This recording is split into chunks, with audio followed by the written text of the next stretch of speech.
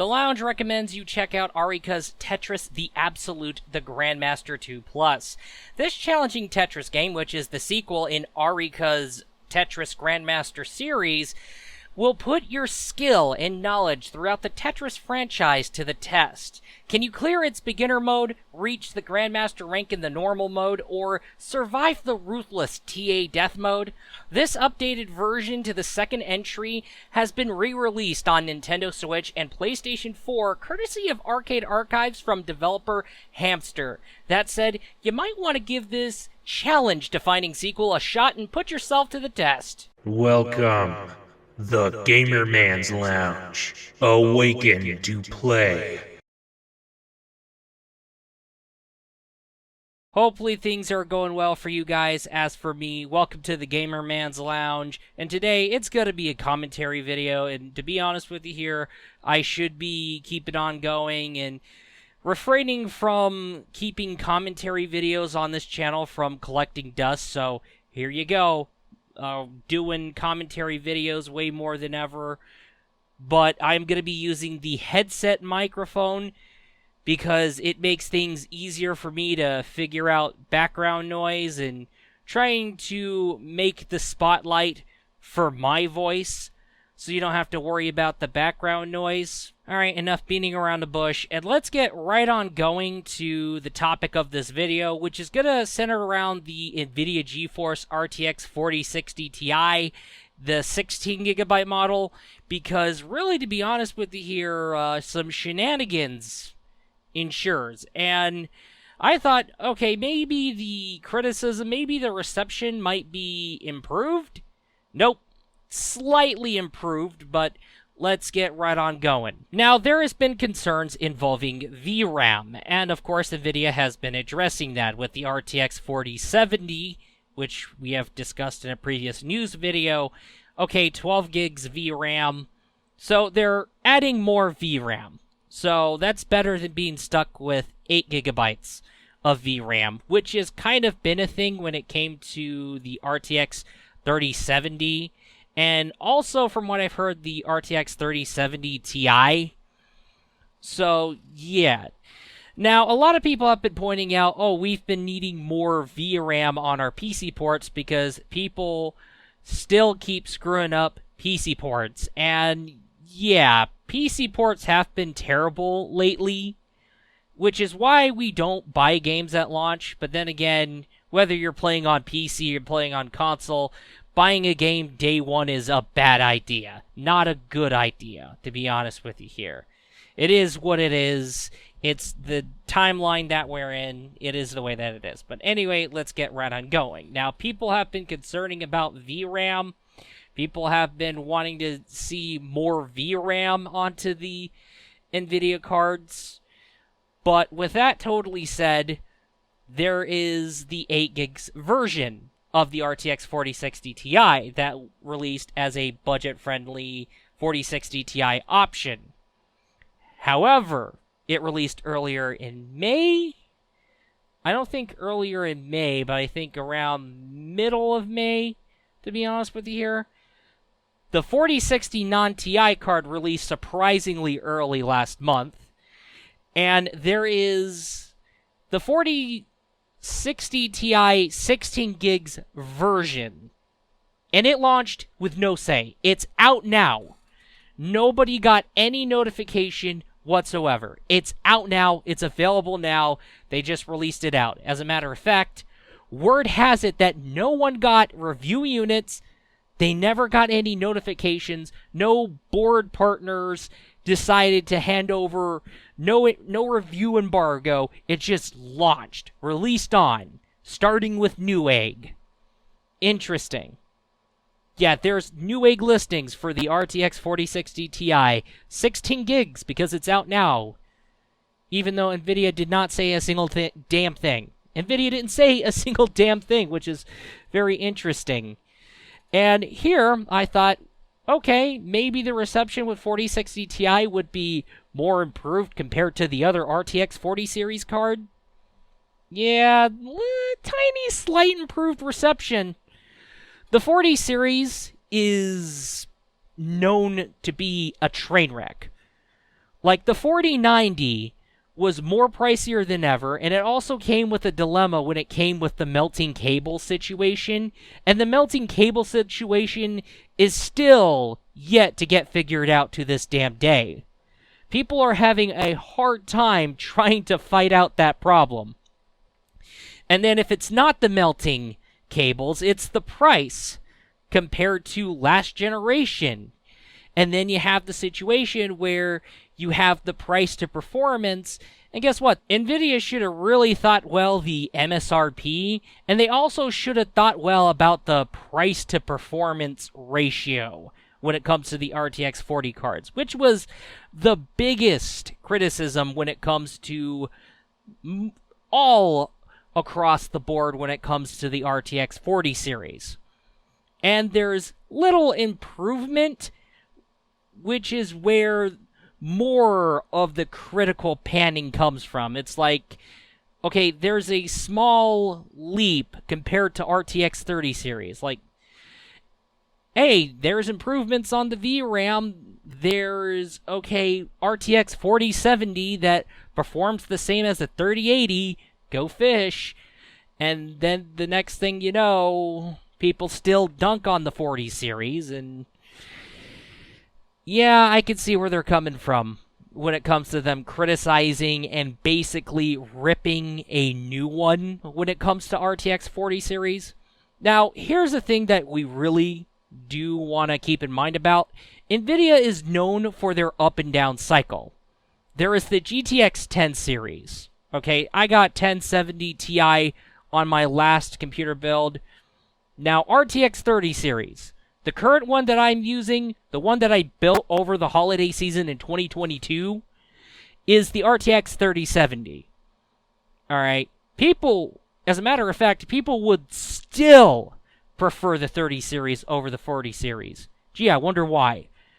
Now, when it comes to their down cycle, we have GTX 10 good, and then the RTX 20 series. That was panned. Yeah, the RTX 20 series, the 20 series that was bound to introduce ray tracing, that was a rush job. Okay, and then things improved over with the RTX 30 series, and now NVIDIA is dropping the ball with the RTX 40 series. Alright, it's crazy. But on the bright side, the RTX 40 series has been less power hungry. As a matter of fact, I've been kind of looking at the PSU or power supply unit recommendations, and yeah, it's pretty great. It's very, very power saving and less power hungry compared to the 30 series, so credit where credit's due. Alright, so I'll just go ahead and get a dual fan RTX 4070, and I can just fit it into an ITX PC, and I would have, and I don't have to worry about slightly angling it some weird in order to put it in there, so I'll just go, there's dual fan, so that's going to basically save me a lot in terms of GPU length, so that's pretty great. And then I could just get a 700 or 750 to be more on the safe side, because, yeah, it's very interesting, because I did do some digging around, and it does seem to be less power hungry, so credit where credit's due. Now, because of NVIDIA and their shenanigans with RTX 40 series, AMD seems to be more preferred a lot lately, and so is Intel's new Arc cards, because Intel Arc's improving themselves from left and right. But here's the situation here. Alright, competition is totally important, but there's things way more important than competition. It's competition that doesn't screw up. And here's the thing. AMD has been procrastinating on the other RX 7000 cards, like, say, for example, the 77 and 78. Yeah, very interesting. We have still yet to see those cards. And we have pretty much still yet to see, like, an XT version when it came to the RX 7600. And Intel Arc is just starting up. They're getting their stuff together. They're the new kid in the ball game.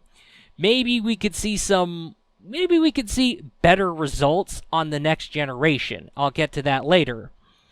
Now, AMD does terrible with VR gaming. I saw Microsoft's review video for the RX79 for VR gaming, and it is hugely flawed to the point where it's totally not usable unless you know some workaround, unless you figure out some wizardry that you got going on. Because AMD should really, especially work with Meta and get things figured out for VR gaming. Like, for crying out loud, because this is ridiculous. And Intel Arc, because they're holding out on focusing on VR gaming, they're going to be procrastinating on VR gaming focus.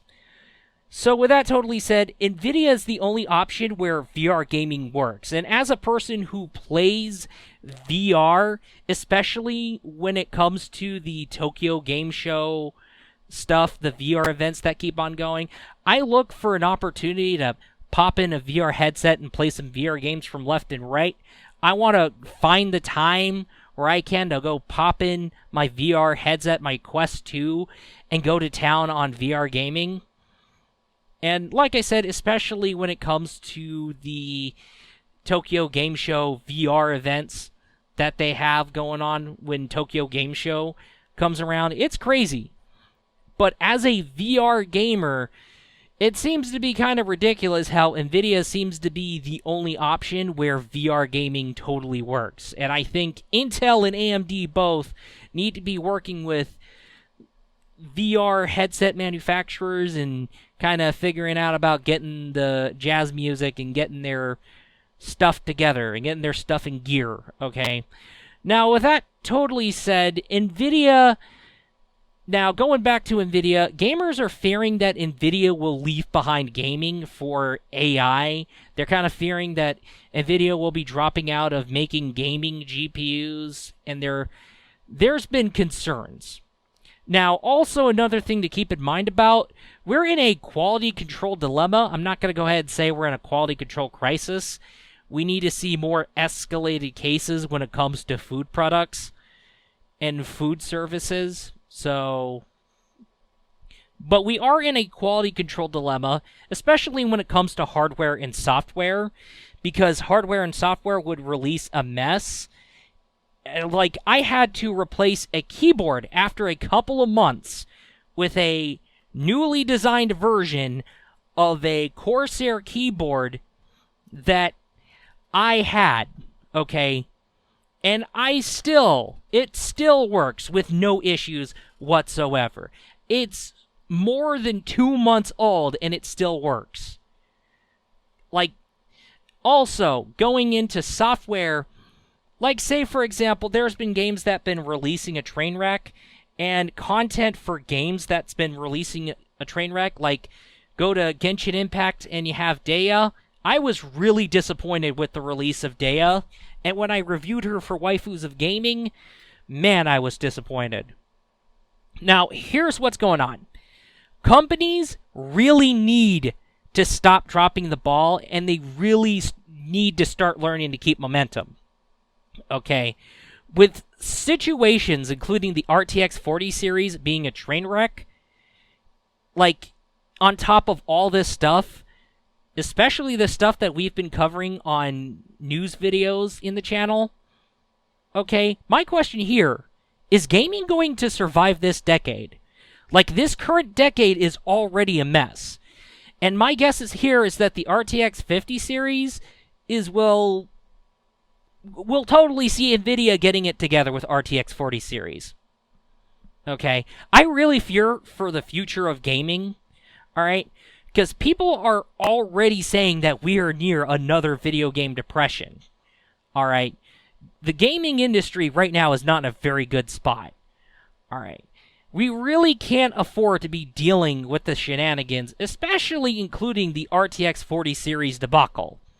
Alright, so NVIDIA, AMD, and Intel should essentially hold off on next-gen GPU releases until late 2025. Because here's the thing. More time, more polish, and really, we gotta get the jazz music going in a good way. Because here's the thing. there's 3 things we could totally learn from it. More time, more polish, competition that doesn't screw up is more important, and companies should stop with the up and down cycles of their products and really should learn to keep on going. Keep going on a roll.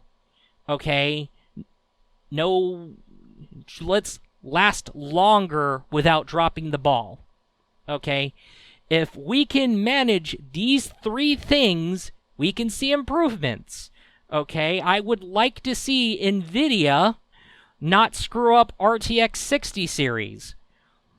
As a matter of fact, I would like for NVIDIA to have a redemption route for the 40 series, and we could see the RTX 40 Super series, just like what had to be the case when it came to the RTX 20 series, because NVIDIA decided, okay, the RTX 20 series is a mess, let's go release the RTX 20 Super series to redeem the 20 series. Anyway, that's all I gotta say about the whole mess, and really, to be honest with you here, I really want to see improvements, and we really, really need to start seeing improvements. But anyway, with that totally said, that is all. I will be looking forward to you in the next video. Peace out.